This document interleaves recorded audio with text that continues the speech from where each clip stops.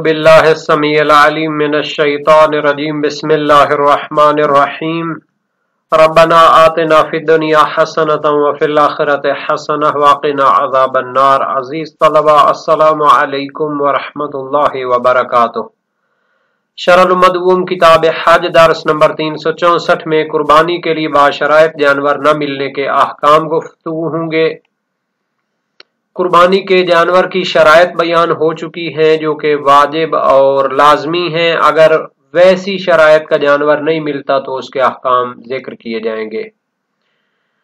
باشرائط جانور نہ ملنے کی صورت میں میسر اور مہیا آنے والے حیوان کی قربانی کرنے کا حکم، فقہی نظریات کا جائزہ اور ان کی ادلہ کی تحقیق، متعلقہ مسائل اور فروعات بھی ذکر ہوں گی، روایات اور احادیث کا تذکرہ ہوگا، عبارت کی تشریح اور تطبیق بھی پیش کی جائے گی۔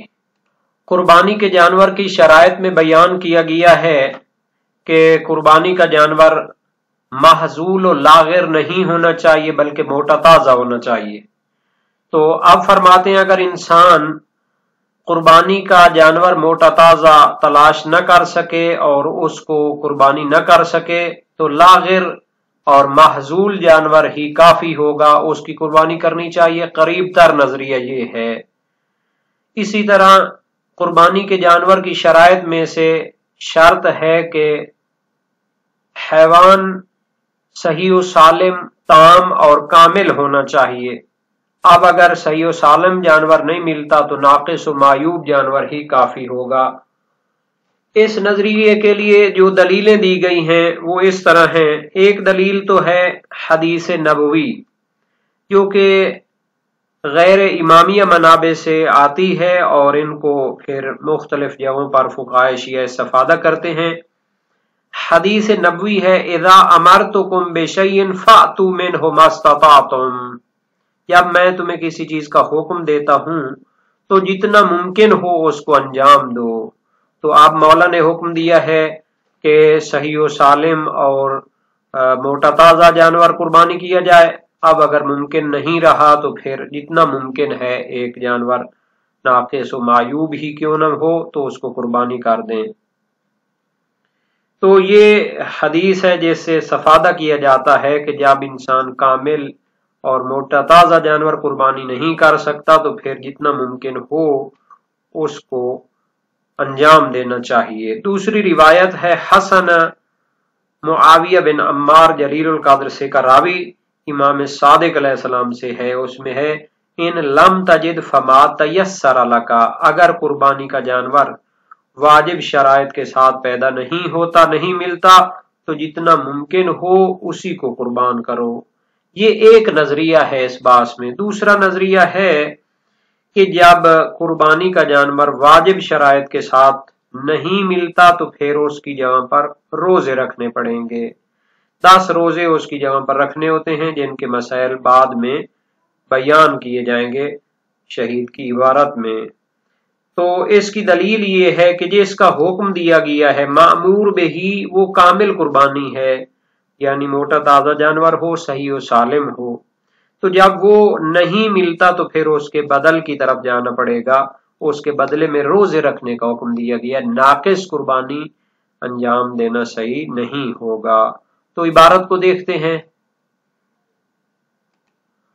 وَلَوْ عَجَزَ عَنِ السَّمِينِ فَالْأَقْرَبُ إِجْزَاءُ الْمَحْزُولِ وَكَذَا النَّاقِصُ لَوْ عَجَزَ عَنِ التَّامِّ لِلْأَمْرِ بِالْإِتْيَانِ بِالْمُسْتَطَاعِ الْمُقْتَضِي امْتِثَالَهُ لِلْإِجْزَاءِ وَلِحَسَنَةِ مُعَاوِيَةَ بْنِ عَمَّارٍ إِنْ لَمْ تَجِدْ فَمَا تَيَسَّرَ لَكَ، اگر عاجز ہو موٹے تازے جانور کی قربانی کرنے سے تو قریب تر نظریہ یہ ہے کہ محظول و لاغر جانور کی قربانی کافی ہوگی، اور اسی طرح کافی ہوگی ناقص و معیوب جانور کی قربانی کرنا اگر تام و کامل صحیح و سالم جانور کی قربانی کرنے سے عاجز ہو۔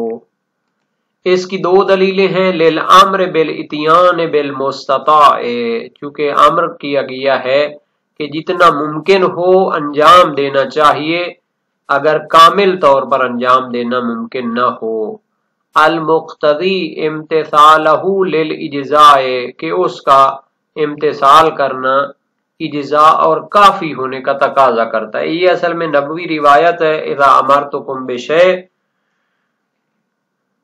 فَأْتُوا مِنْهُ مَا اسْتَطَعْتُم، جب میں تمہیں کسی چیز کا حکم دیتا ہوں تو جتنا ممکن ہو انجام دو، تو اس ممکن کو انجام دینے سے اجزاء اور کافی ہونا لازم آتا ہے۔ اور دوسری دلیل ہے حسن معاویہ بن عمار، یہ راوی تو جلیل القدر ثقہ ہے، لیکن حسنہ ہونے کی وجہ یہ ہے کہ اس کی سند میں بعض راوی ایسے ہیں کہ جن کی مادح کی گئی ہے، حسن و ممدوح راوی ہیں۔ ان لم تجد فما تیسر لکا، مولا فرماتے ہیں اگر کامل جانور باشرائط جانور نہیں پاتے ہو تو جو میسر آئے اسی کی قربانی کرو۔ تو اس میں بھی صراحت کی گئی ہے کہ انسان کو اگر شرائط کے ساتھ جانور نہیں مل پا رہا تو جو جانور مل رہا ہے معیوب و محذول کافی ہوگا۔ وقیل ينتقل الى الصوم لأن المأمور به هو الكامل فإذا تعذر انتقل الى بدله وهو الصوم۔ ایک فقہ رائے تو وہ تھی جس کو شہید نے اقرب اور قریب تر قرار دیا ہے۔ دوسرا نظریہ یہ ہے کہ جب صحیح و سالم اور موٹا تازہ جانور قربانی کا نہیں ملتا تو پھر معیوب و محذول کو قربانی کرنے کی ضرورت نہیں ہے، بلکہ یہ جو وظیفہ ہے اور واجب ہے یہ روزے کی طرف منتقل ہو جائے گا، چونکہ معمور بہی جس کا حکم دیا گیا ہے وہ کامل جانور کو قربان کرنا ہے۔ فَإِذَا تَعَذَّرَ، جب کامل جانور کی قربانی مشکل ہو، انتقل الی بدلہ، تو اس کے بدلے میں جو واجب ہے وہ اس کی طرف منتقل ہو جائیں گے، وَهُوَ الصَّوْمُ، اور وہ روزے واجب ہیں۔ تو نہایت اہم مسئلہ ہے کہ اگر باشرائط جانور قربانی کا نہیں ملتا تو دو نظریے ہو گئے، ایک تو ہے کہ پھر ناقص و معیوب ہی کافی ہونا چاہیے، تو اس کے لیے جو دلیل دی جاتی ہے وہ صحیح معاویہ بن عمار صاباتی جلیل القدر سے کراوی امام صادق علیہ السلام سے، اشتر فحلا سمینا للمتعۃ فإن لم تجد فموجع فإن لم تجد فمن فحولۃ المعز فإن لم تجد فنعجۃ فإن لم تجد فما تیسر من الہدی، کہ قربانی کے جانور کے لیے ایک موٹا تازہ جانور خریدو حاج تمتع کی قربانی کے لیے، اگر وہ نہ ہو تو پھر جس کے خصیتین کو کوٹا گیا ہو، اور اگر وہ بھی نہ ہو تو پھر نر بکرا ہو، اگر یہ بھی نہ ہو تو پھر کوئی سن رسیدہ جانور ہو، اگر یہ بھی نہ ہو تو پھر جو بھی مل جائے قربانی کے لیے میسر ہو اسی کو قربان کرے۔ اور اس کی دوسری روایت صحیح و سند معاویہ بن عمار کی امام صادق علیہ السلام سے، فَاجْعَلْهُ كَبْشًا سَمِينًا فَحْلًا فَإِن لَمْ تَجِدْ كَبْشًا فَحْلًا فَمُوجًا مِنَ الظَّانِ فَإِن لَمْ تَجِدْ فَطَيْسًا فَإِن لَمْ تَجِدْ فَمَا تَيَسَّرَ عَلَيْكَ وَعَظِّمْ شَعَائِرَ اللَّهِ۔ وسائل الشیعہ باب 8 ابواب ذبح حدیث اول ہے، اور سابقہ جو روایت تھی وہ ہے وسائل الشیعہ باب 12 باب ذبح حدیث ہفتم۔ ترجمہ وسائل الشیعہ جلد 10 صفحہ 94 میں یہ موجود ہے۔ پھر اپنی قربانی خریدو اگر اونٹ یا گائے کی قسم سے ہو، ورنہ موٹے تازے نر مینڈے کی قربانی دو، اگر وہ بھی نہ مل سکے تو پھر خصیتین کوٹے ہوئے دمبا کی قربانی کرو، اگر وہ بھی نہ مل سکے تو پھر بکرے کی قربانی دو، اور اگر وہ بھی دستیاب نہ ہو تو پھر جو کچھ میسر ہو، اور شاعر اللہ کی تعظیم کرو، تہذیب الاحکام میں ہے۔ تو یہ ایک نظریہ تھا، جبکہ دوسرا نظریہ ہے کہ ناقص جانور کی قربانی کافی نہیں ہوگی، بلکہ اس کے بدل کی طرف جانا پڑے گا، اس کے عوض اور بدلے میں جو واجب قرار دیا گیا وہ روزہ ہے۔ یہ نظریہ محقق ثانی کرکی عاملی نے جامع المقاصد میں اختیار کیا ہے، کیونکہ فاقد الشرائط جب وہ مجزی نہیں ہوگا تو اس کا ہونا نہ ہونے کے برابر ہے، لیکن جناب محقق ثانی جب روایات معتبر موجود ہیں تو آپ کا یہ جو فلسفی اور عقلی استدلال ہے کہ اذا فاقد الشرط فاقد المشروط، تو یہ صحیح نہیں رہے گا۔ اور جو مشہور قول ہے اس کے لیے جو نبوی ہے اذا امرتکم بامر فاتوا منہ ما استطعتم، تو یہ اوالی الوالی جلد 4 صفحہ 58 حدیث 206 میں نقل کی گئی ہے، اور یہ ظاہر ہے کہ وہ روایات ہیں جو غیر شیعہ مصادر سے فقہا کے کلام میں استفادہ کی گئی ہیں، اور جناب والی الوالی نے نہایت ہی وسعت قلبی سے کام لیتے ہوئے اور نہایت دانش مندی سے کام لیتے ہوئے ان کے لیے مستقل کتاب بنا دی ہے۔ تو یہ ہوتا ہے جناب علی، جب فقہا سابقین متقدمین متاخرین ان سے استفادہ کر رہے ہیں تو پھر آپ کو چاہیے کہ اس کے بارے میں بحث کریں علمی۔ تو اس بحث کا آغاز جناب والی الوالی نے کیا ہے، اور وہ بہت بڑے مجتہد فقیہ اور متکلم علم کلام و فلسفہ کے ماہر تھے۔ اخباریوں کو یہ پسند نہیں تھے جناب، میرے خیال میں اصول فقہ کے آخر میں یا رسائل کے آخر میں تعادل و تراجیح کی باس میں محدث بحرانی یوسف بحرانی جن کی ہدایت ناظر ہے، ان کا ایک بیان ہے کہ اس میں ہر غیث و سمین اور خشک و تر کو جمع کیا گیا ہے۔ انہوں نے اپنی طرف سے کوئی گھڑی نہیں ہے حدیث جناب اخباری صاحب، انہوں نے متقدمین فقہاء شیعہ کے جو استدلالی کتابیں ہیں ان کو جمع کیا ہے، تو آپ ان کے لیے توجیہ پیش کریں، ان کے لیے کوئی علمی حل پیش کریں۔ تو یہ اٹکی ہوئی بات تھی اور الجھی ہوئی بات تھی، تو اس بات کو انہوں نے شروع کیا ابن ابی جمہور الاحسائی نے۔ یہ بعد والے آسائی نہیں جس کو شیخ احمد آسائی کہتے ہیں، وہ تو بعد کے ہیں بہت، اور اس کے بارے میں کافی شبہات بھی ہیں۔ یہ ابن ابی جمہور احسائی قدیم ہیں، شہید ثانی کے معاصر ہیں۔ اگر ہم مزید دقت کریں تو یہ کن کے معاصر ہوں گے؟ شہید ثانی کے، اور جامع المقاصد کے محقق ثانی کے، اور محقق اردبیلی جس کو مقدس اردبیلی بھی کہتے ہیں، وہ نجف میں ہوتے تھے۔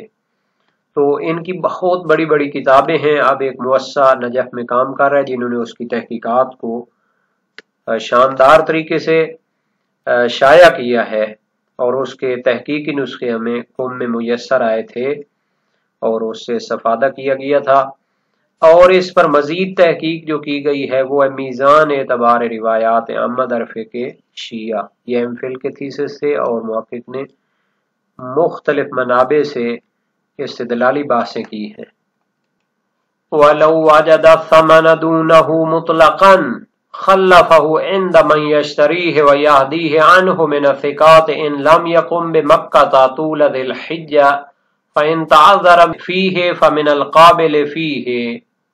ابھی تک جو مسئلہ بیان ہوا کہ قربانی کا کامل جانور نہیں ملتا لیکن ناقص ملتا ہے، تو اس میں دو نظریے تھے۔ اب مسئلہ یہ ہے کہ اس کو کسی قسم کا جانور نہیں ملتا قربانی کے لیے لیکن اس کے پاس پیسے موجود ہیں، خلفہ عند من یشتریہ، تو کسی کے پاس وہ پیسے چھوڑ کے آ جائے اور اس کو کہے کہ جناب علی میری طرف سے جانور خرید کر اس کا قربانی کرنی ہے۔ کوئی جس کو پیسے دیتا ہے وہ سچا شخص ہونا چاہیے۔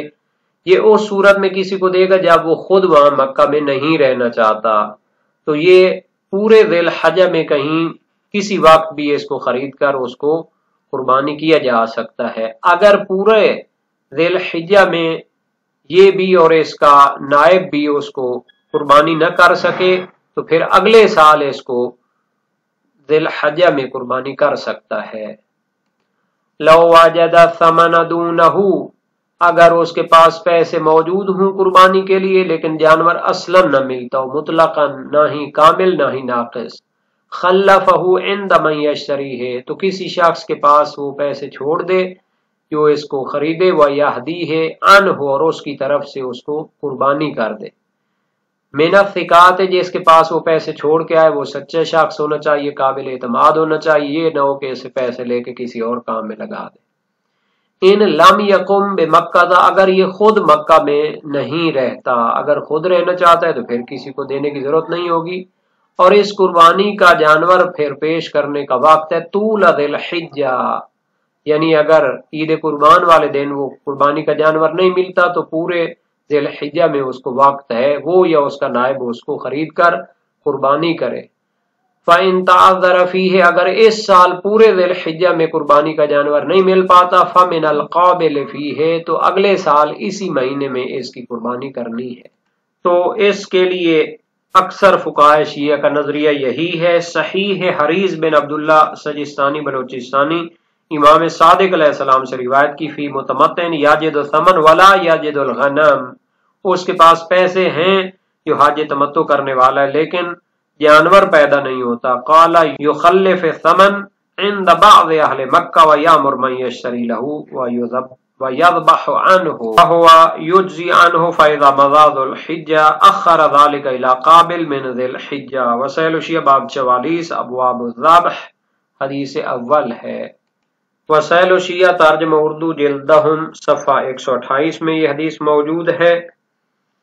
آپ نے اس شخص کے بارے میں جس کے پاس رقم ہے مگر اسے قربانی کے لیے بھیڑ بکری نہیں ملتی، فرمایا وہ اہل مکہ میں سے کسی سکہ آدمی کے پاس رقم رکھ دے اور کسی کو حکم دے جو کہ جانور خرید کر اس کی طرف سے ذی الحجہ میں ذبح کرے، وہ اس کی طرف سے کافی ہے۔